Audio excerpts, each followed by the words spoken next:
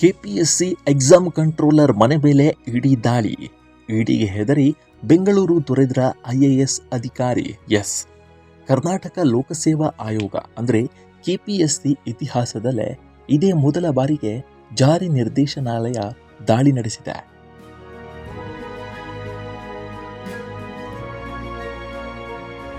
ಪಶು ವೈದ್ಯಾಧಿಕಾರಿಗಳ ನೇಮಕಾತಿ ಅಕ್ರಮಕ್ಕೆ ಸಂಬಂಧಪಟ್ಟಂತೆ ರಾಜ್ಯದ 8 ಜಿಲ್ಲೆಗಳಲ್ಲಿ ದಾಳಿ ನಡೆಸಿದೆ. ಮಾಜಿ ಅಧ್ಯಕ್ಷ ಶಿವಶಂಕರಪ್ಪ ಸಾಹುಕಾರ್, ಹಾಲಿ ಸದಸ್ಯೆ ಶಾಂತಾ ಹೊಸ್ಮನಿ ಸೇರಿದಂತೆ ಹಲವರ ಮನೆ ಹಾಗೂ ಕಚೇರಿಗಳಲ್ಲಿ ದಾಖಲೆಗಳನ್ನು ಪರಿಶೀಲಿಸಲಾಗಿದೆ. ಇದರ ಬೆನ್ನಲ್ಲೇ ಐಎಎಸ್ ಅಧಿಕಾರಿ ಜ್ಞಾನೇಂದ್ರ ಕುಮಾರ್ ಮನೆ ಮೇಲೆ ದಾಳಿ ಮಾಡಲಾಗಿದೆ. ಬೆಂಗಳೂರಿನ ಜಯಮಹಲ್ ರಸ್ತೆಯಲ್ಲಿರುವ ನಿವಾಸದ ಮೇಲೆ ರೇಡ್ ನಡೆಸಿದೆ. ಆದರೆ ಮನೆಗೆ ಬೀಗ ಹಾಕಿರುವುದರಿಂದ ಕೀಮೇಕರ್ನನ್ನು ಕರೆಯಿಸಿ ಬಾಗಿಲು ಓಪನ್ ಮಾಡಿಸಿದ್ದಾರೆ.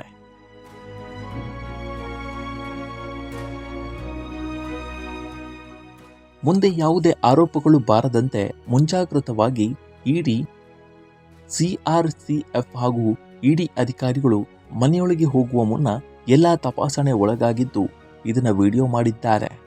ಇನ್ನು ಕೀ ಮಾಡುವುದು ಹಾಗೂ ಎಲ್ಲ ಪ್ರಕ್ರಿಯೆಗಳನ್ನು ವಿಡಿಯೋ ಮಾಡಿಕೊಂಡು ಮನೆಯೊಳಗೆ ಪ್ರವೇಶಿಸಿದ್ದಾರೆ.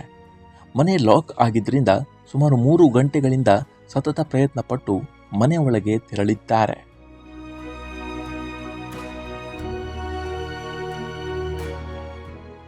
ಎರಡು 2016ನೇ ಬ್ಯಾಚ್ನ ಐಎಎಸ್ ಅಧಿಕಾರಿ ಜ್ಞಾನೇಂದ್ರ ಕುಮಾರ್ 10 ವರ್ಷಗಳಲ್ಲಿ ಆಯಕಟ್ಟಿನ ಹುದ್ದೆಗಳಲ್ಲಿ ಕಾರ್ಯನಿರ್ವಹಿಸಿದ್ದು ಮಾರ್ಚ್ವರೆಗೂ ಕೆಪಿಎಸ್ಸಿಯಲ್ಲಿ ಎಕ್ಸಾಮ್ ಕಂಟ್ರೋಲರ್ ಆಗಿದ್ರು.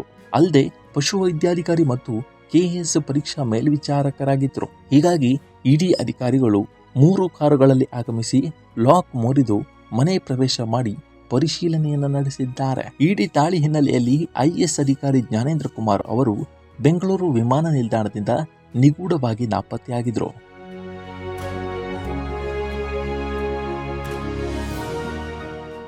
ಹೀಗಾಗಿ ಅವರು ಎಲ್ಲಿ ಹೋಗಿದ್ದಾರೆ, ಏನು ಮಾಡ್ತಿದ್ದಾರೆ ಅನ್ನೋ ಮಾಹಿತಿ ಇಲ್ಲದಿದ್ದರಿಂದ ನಿಗೂಢವಾಗಿ ನಾಪತ್ತೆ ಆಗಿದ್ದಾರೆ ಅನ್ನೋ ಸುದ್ದಿ ಹಬ್ಬಿತ್ತು.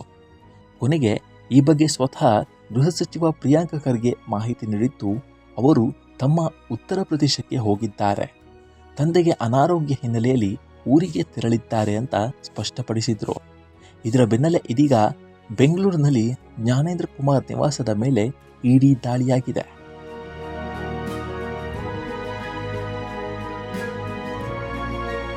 ಹಗರಣಕ್ಕೆ ಸಂಬಂಧಪಟ್ಟಂತೆ ಕೆಪಿಎಸ್ಸಿ ಮಾಜಿ ಅಧ್ಯಕ್ಷ ಸೇರಿದಂತೆ ಇತರರ ಮೇಲೆ ಇಡಿ ಅಧಿಕಾರಿಗಳು ದಾಳಿ ಮಾಡಿದ್ದಾರೆ.